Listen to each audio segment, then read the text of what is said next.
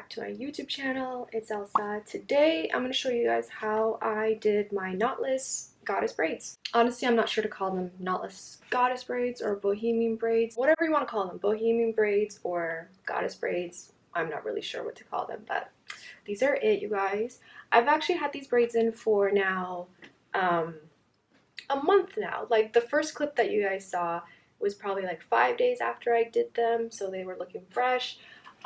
But these braids, you guys, I've had in for a month. So this isn't really like a tutorial. I do try to explain how I do it, but it's more just me attempting how to do this and just kind of learning as I go. They're pretty easy to do. I think it just takes practice. Like, I'm sure the next time I do my knotless braids, it's gonna look much better. Before we get into the video, I just want to shout out Ana Luisa for sending me this really pretty jewelry that I'm wearing right now. The earrings, the necklace, and the rings. They are a sustainable jewelry brand, and their jewelry is just absolutely stunning. So I wanted to show you these pieces. So when it comes to jewelry, you guys, I'm very much simple, basic, very minimalistic, everyday type of jewelry type of girl. Like this necklace to me is a little bit more bold. These rings a little bit more bold, but I really love it. Like, stop. This necklace is called Temple Green, and this shade of green, emerald green, is just so beautiful. I love it. It's stunning, and green is my new favorite color. Like, it slowly has become my new favorite color ever since I got into like plants, indoor plants. I just absolutely love green. And the nice thing about this necklace is that actually a pair, you guys, they come together but they're not attached, which is amazing. That way you can just wear them on their own, and I absolutely love that. And then for the rings, you guys, I honestly like very dainty rings, so I was like, let me try something new, and I got like the chunkier ones. I consider these chunky, you guys, but I absolutely love them, especially this one. This one's called the Everly Wide. It's so smooth and comfortable to wear. And then this one, the Rope Slim, is just super pretty. I think I like to wear on my pointy finger. I'm not sure. I would say this ring is like more of like fancy to me. Fancy ring. But I'd probably still wear it just as often as this one. Okay, this Rope Slim actually matches the earrings that I got. And these are the Paris hoops. Super pretty, guys. I know I'm probably saying pretty too often, but honestly I don't know what else to say. Like, they're just beautiful, they're pretty, like all of them are just super pretty. Okay, and then you guys, these Cassie hoops right next to the Paris hoops. There are these little tiny ones right here. I absolutely love these little hoops, you guys. They are just like everyday. Like, I have not taken them out. I think they go well with the rest of my earrings. I think they're like the most perfect like second piercing jewelry. I have not taken them out, honestly. I've been wearing them like every day. Alright, you guys, so those are all the pieces that I got from Ana Luisa. I'm obsessed. And you guys can use my discount code Desiree10 to get 10% off, and I'll put the link in my description. Alright, so let's get into the video. I feel like I always start so late in the day, but I should really start. So I always wash my hair, do everything the night before. So I had blow dried my hair, and then I went over it with my Tymo ring, like very, like just took huge pieces and just went over it. I'm not trying to get it pinned straight, but I just want my knotless braids to sit flat. So I would recommend at least blow drying your hair if you want your braids to sit a little bit more flat. So that's pretty much how I prep my hair. There's not really any products in my hair. Honestly, these are my favorites. A lot of people are not a huge fan of the Let's Jam. Not sure why. It works perfectly for me. And then the Shine and Jam Conditioning Extra Hold. I think I'm gonna use this one today. Alright, so this is the hair. Everything, you guys, like including the hair jam, is from Amazon. What I didn't do, I try to do this when I do box braids or use braiding hair, is like wash it with apple cider vinegar. Honestly, I just got lazy, so I'm just gonna risk it. So these are pre-stretched and they're 20 inches.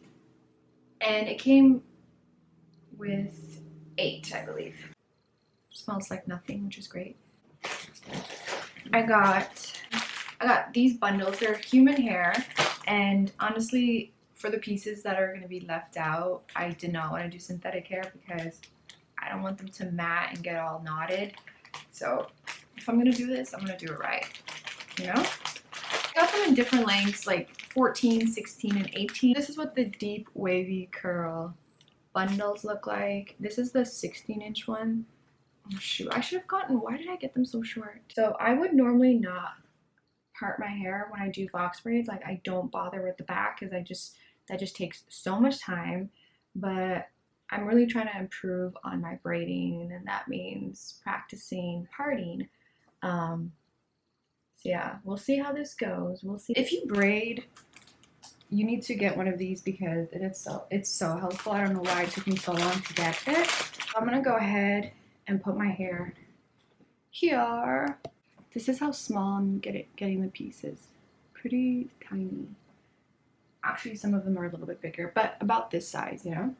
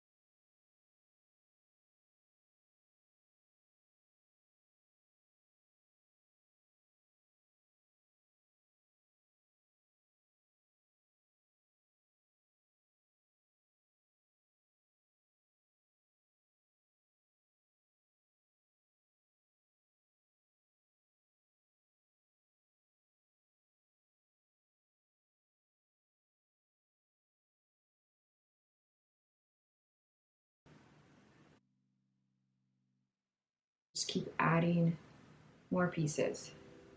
I don't know if that's my hair. Oh well. Oh well. I think I'm gonna just fast forward through this, you guys, and then when I get to the top, I will show you guys again how I do it.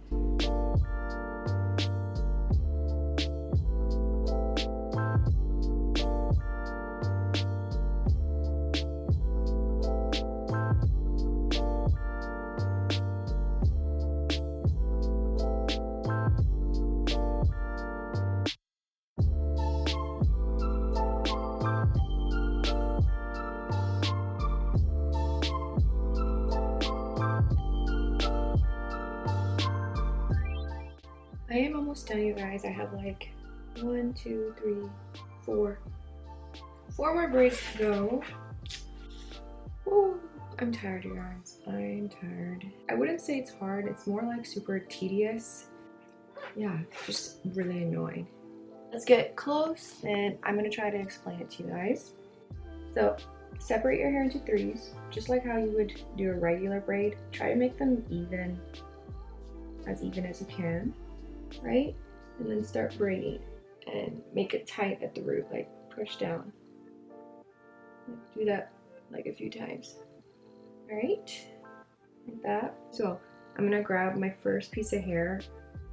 So I'm adding it from behind. I'm not adding it in the front. It just blends in so much better if you add it from behind. Try to get all the way to the top. Braid.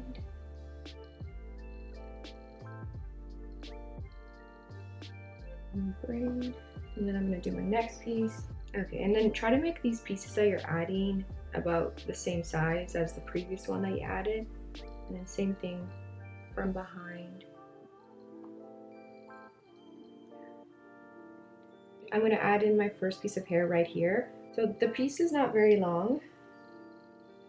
It's not at all. So I'm gonna add it about right here.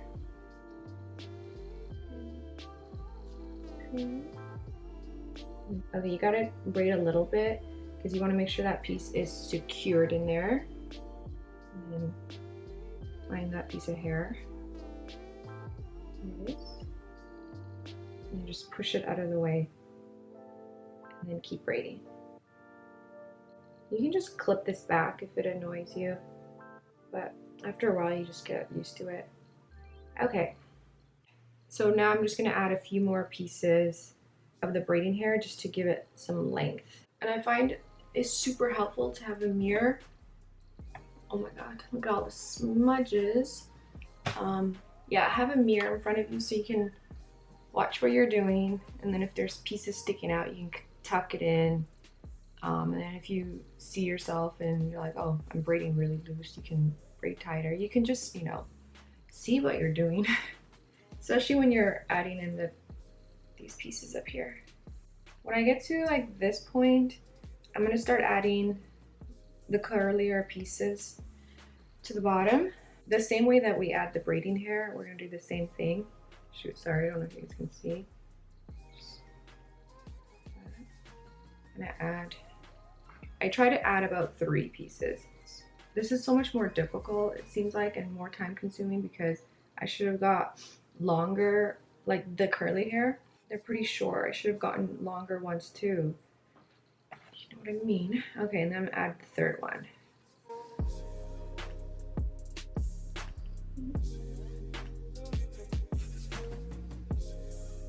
So I just kept on braiding till I got to just the human hair. That's when I stopped braiding. And all these pieces, I'm gonna go ahead and just trim.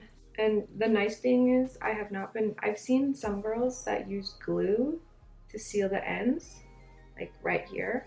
But if I'm grabbing smaller pieces of the curly hair, then it just gets skinnier towards the end, and then it's not gonna unravel. But there has been a few pieces where I've actually had to use glue, and I just used nail glue, and I didn't realize until like later on that it leaves like a white residue. Like, can you see? I mean, it's not very noticeable. Yeah, so you can always glue the ends if you're having problems with it unraveling. All right, so this is probably the first piece that I had added of this hair. So I know there's gonna be a piece sticking out, and it's right here. So I'm gonna cut that. And if it's like your own hair and you really don't want to cut it, just grab your jam and smoothen it down. And that is what it should look like. Let's keep going. I find this to be the most annoying and tedious part of this process, is getting this hair ready. So you just cut it off the weft right at the face. Just cut that off. And then I comb the end because there's gonna be a lot of, like, look at that. So just brush that out. And I grab some gel, put it at the end like this, just so the pieces aren't flying away. I just add gel at the end, and then I grab the pieces. Like that, smooth it out a bit like that, and then get it all ready for the next braid. That piece will probably go at the end, and then for the the top bit, I would grab smaller pieces like that small. And I've been like smoothing out the pieces with gel just throughout the whole hair, just so there's less flyaways. If you guys could see the mess that's in front of me, it's pretty bad.